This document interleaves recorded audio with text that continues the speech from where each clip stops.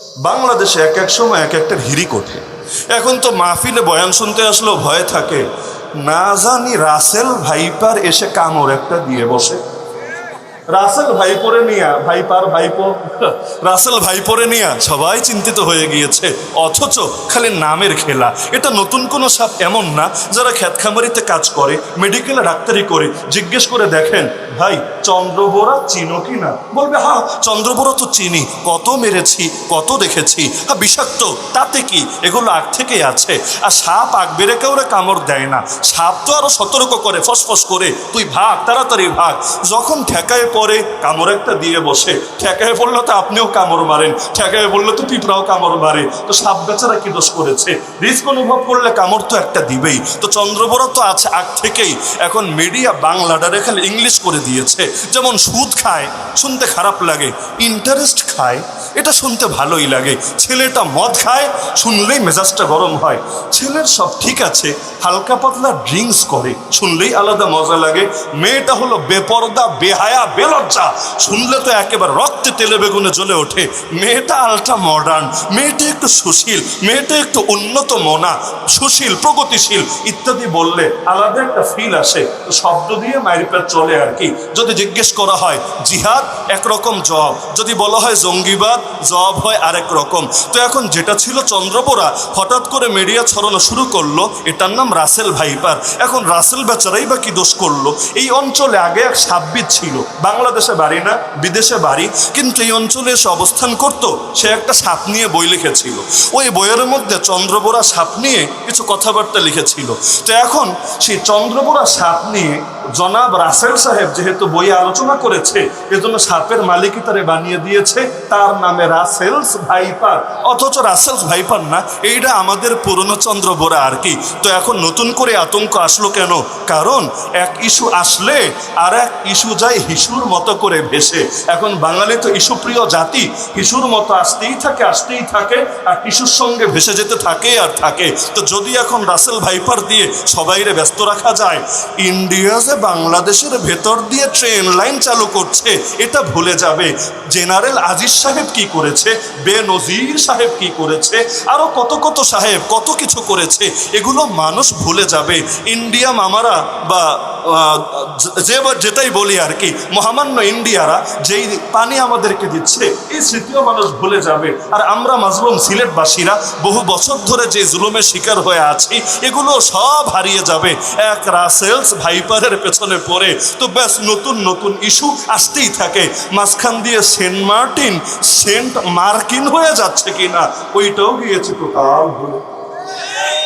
সুন্দর না? একটা ইস্যু সামনে আনতে পারলেই ব্যাস, আর ফেসবুকের জগৎ তো সহজ, ইস্যু একটা ভাইরাল করে দিতে পারলেই হলো, বাকি সব কিছু মানুষ যাবে বেমালুম ভুলে। তো যেই প্রসঙ্গে বলছিলাম, সব কিছু বয়ান করে বোঝানোর বিষয় না। মনে করেন ইহুদিরা একটা রাষ্ট্র চায় নাকি চায় না? আজকে থেকে চায় না, আরো বহু কাল আগ থেকে চায়। এই যে 1948 গিয়ে ইসরায়েল প্রতিষ্ঠা করলো, ওদের স্বপ্ন তো তারও বহুকাল আগে এই জায়নবাদী আন্দোলন শুরু হয়েছিল। প্রথমে দেশ একটা বানাতে চেয়েছিল আর্জেন্টিনায়, আপনাদের পেয়ারা আর্জেন্টিনায় একটা ইহুদি রাষ্ট্র বানাতে চেয়েছিল, জায়গাও খালি ছিল, বানালে কোনো সমস্যা ছিল না। কিন্তু হঠাৎ করে তাদের মাথায় আসলো, মসজিদে আকসা ছাড়বো কেন, জেরুজালেমের এই লোভ বাদ দিব কেন, এই জায়গায় যাই না আমরা। তো প্রথম দিকে ব্রিটিশরা টাকা পয়সা দিয়ে ম্যানেজ করে সবাইরে বলেছে, দোস্ত চল না আমরা যাই, আমরা জেরুজালেমে গিয়ে দেশ গড়ি।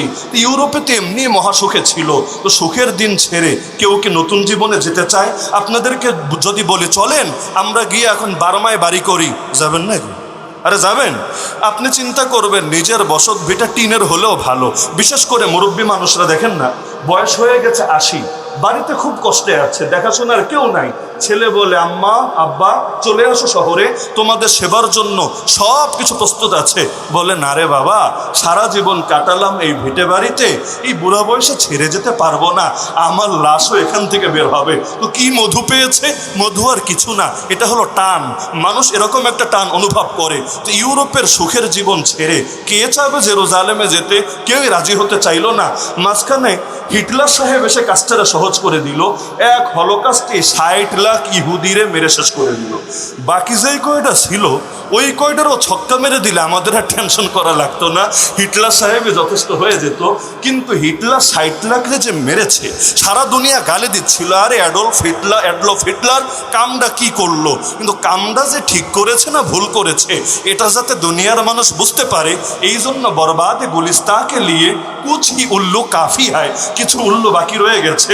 ওই উল্লুরা আমাদেরকে এখন বুঝিয়ে দিচ্ছে হিটলার মহোদয় যা করেছে ভালোই করেছে, আরেকটা হলোকাস্ট যদি হতো হয়তো খুব একটা খারাপ হতো। এই বয়ান যদি কোনোভাবে ইহুদিদের কানে যায় আমার অস্তিত্বকে আস্ত রাখবে, রাখুক বা না রাখুক, যেটা বাস্তব সেটা তো বলতে হবেই। তো এখন যখন দেখলো 60 লাখ এক হলোকাস্টই শেষ, বাকিরা ভাবলো নিজে বাঁচলে বাপের নাম জায়গা জমির চিন্তা পরে হবে, চল সবাই মিলে যাই আমরা জেরুজালেমে। ওই উড়ে এসে জুড়ে বসলো, জারজ রাষ্ট্র একটা বানালো, মুসলমানদেরকে উচ্ছেদ করলো।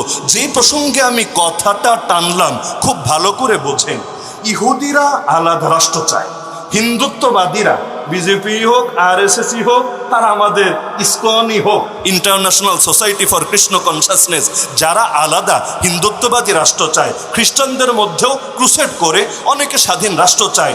আমি আমার একটা মত বলছি, আপনাদের সবার খারাপ লাগবে, তবে ব্যাখ্যা সামনে আসলে আশা করি খারাপ লাগবে না। ওদের দিক থেকে, আমাদের না, ওদের দিক থেকে দেখলে আমি এতে দোষ দেখি না, কারণ ও একটা আদর্শ লালন করে, ও তার আদর্শকে প্রতিষ্ঠা করার তামান্না রাখবে এবং এটা রাখা উচিত বটে। আমি দোষ দেখি কিসের মাঝে জানেন, যে এখন মুসলমানদেরকে বোঝানো লাগে যে ইসলাম জিন্দা করতে চাইলে শুধু বয়ান দিলে হবে না, ইসলাম জিন্দা করতে চাইলে শুধু দাওয়াতের মেহনত করলে হবে না, ইসলাম জিন্দা করলে শুধু খানকায় বসে জিকির আজকার করলে চলবে না, ইসলাম জিন্দা করলে শুধু মসজিদ আর মাদ্রাসা বললে হবে না, ইসলাম জিন্দা করতে চাইলে আরে সমস্ত মানুষ শুধু ব্যক্তিগত ইবাদত ধরলেই হবে না, ইসলাম জিন্দা করতে চাইলে পাওয়ার লাগবে, ইসলাম জিন্দা করতে চাইলে শক্তি লাগবে, ইসলাম জিন্দা করতে চাইলে কাঁটা দিয়ে কাঁটা তুলতে হবে, ইসলাম জিন্দা করতে চাইলে জাহেলিয়াতকে মুর্দা বানাতে হবে, কারণ দুই বিপরীত আদর্শ একসঙ্গে কখনোই থাকতে পারে না। এটার মধ্যে আমি দোষ দেখি। এখন মুসলমানরা বলবেন তোমরা ইসলামী রাষ্ট্র চাও কিনা, অনেকে বলবে হুজুরকে রাজনৈতিক বক্তব্য শুরু হলো কিনা। রাজনৈতিক না অর্থনৈতিক সেই চ্যাপ্টার রাখেন, বাকি যদি এটা কোরআন এবং হাদিসের কথা হয়ে থাকে আর এটা শুনলে আপনার ভেতরে একটু একটু চুলকাতে থাকে, বেশি লাগবে না, আমি বলবো আপনার ঈমান নবায়ন করা ফরজ হয়ে গিয়েছে। পরিপূর্ণ ইসলাম কোনোদিন ইসলামী রাষ্ট্র ছাড়া প্রতিষ্ঠা করা সম্ভব? আরে যে যেই পেশার হন জবাব দেন না, আপনি প্রশাসন হন সমস্যা নেই, গোয়েন্দা বাহিনী হন সমস্যা নাই, আমাকে কমন সেন্স দিয়ে লজিক দিয়ে একটা কথা বুঝান যে পূর্ণাঙ্গ ইসলামে কেউ যদি ঢুকতে চায় ইসলামী রাষ্ট্র ছাড়া জীবনেও ঢোকা সম্ভব? আমাদের সারা জীবন বয়ান দেওয়া হয়, শোনো এলেম যে শিখলা না, এলেমই মূল কথা না, এলেমের মূল হলো আমল, আমল না থাকলে এলেমের দাম নাই, বলে না কি বলে না? আরে বলে না কি বলে না? যেমন নামাজের এলেম সবার আছে, যদি নামাজ না পড়েন এই এলেমের দাম আছে, রোজার এলেম সবার আছে, রোজা যদি না রাখেন এই এলেমের দাম আছে। তা আমাকে বলেন, আমার তো ইসলামী বিচার আচারের এলেমও আছে, আমার তো চোর চুরি করলে কি সাজা দিতে হবে এলেম আছে, কেউ কাদিয়ানি হলে কি সাজা দিতে হবে এলেম আছে, কেউ নবীরে গালি দিলে কিভাবে ওকে শিক্ষা দিতে হবে ওই এলেম আছে। আরে আমার তো সামগ্রিক এলেম আছে। ইসলাম যদি জিন্দা না থাকে এই এলেমের উপর আমল হবে কিভাবে? আমরা তো ইসলামের 25% বিধানের উপর আমল করতে পারি না। কোরআনের 6000-এর অধিক আয়াত, এর মধ্যে হিসাব করলে দেখবেন 2000-এর বেশি আয়াতের উপর আমল করতে পারি না। কেন? কারণ এগুলো আমল করার কোনো সুযোগই আমাদের জন্য রাখা হয় নাই। আরে পাপী তো আমরা। আমি হিন্দুত্ববাদীকে অপরাধী বলি না, কারণ সে হিন্দুত্ববাদ যেহেতু চেতনা লালন করে, হিন্দুত্ববাদী রাষ্ট্র সে চাবে, এটাই যুক্তির কথা। আরে আমি ইহুদিবাদীকে দোষারোপ করি না, কারণ ইহুদিবাদ এই চেতনা নিয়ে আমি সমালোচনা করব, কিন্তু চেতনা যদি সে লালন করে সে সেই চেতনা জিন্দা করার জন্য রাষ্ট্র চাইবে, আমি এতে কোনো দোষ দেখি না। আমি দোষ দেখি সেই নিকৃষ্ট মুসলমানদের মধ্যে যারা একদিকে মুসলমান হতে চায় পূর্ণাঙ্গভাবে, ইসলামের উপর আমল করতে চায় শতভাগ হারে, কিন্তু তারা ইসলাম জিন্দা করার কথা বললে তেলে বেগুনে চলে ওঠে। তাহলে গালি দেন কারে? গালি দেওয়া উচিত কারে? এই সহজ একটা কথা শোনেন, বাংলাদেশের অধিকাংশ মানুষ ইসলাম জিন্দা হোক এটা চায় না। বিশ্বাস করেন এটা? ইসলাম জিন্দা হোক এটা চায় না। এমনকি কেউ যদি এই কথাটা বলে তারেও ভাল লাগে না, কারণ হাজার হাজার বছর ধরে গোলামি করছি। বললাম না আমাদের অতীত ইতিহাসই তো গোলামির ইতিহাস। এটা আমি বলেছি তা না, সেকুলার ইতিহাসও যারা লেখে ওরাও একই কথা বলে।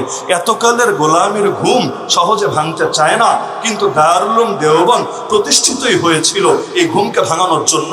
আমাদের আকাবিররা জিহাদের ময়দানে নেমেছিলেন কেন জানেন? আল্লাহর কসম, সেকুলারিজম প্রতিষ্ঠার জন্য না, কংগ্রেসকে ক্ষমতায় বসানোর জন্য না, অথবা শুধুমাত্র ব্রিটিশের কয়েকটা সৈনিককে দেশ থেকে তাড়ানোর জন্য না। তারা জিহাদে নেমেছিলেন আল্লাহর জমিনে ইসলাম প্রতিষ্ঠিত করার জন্য।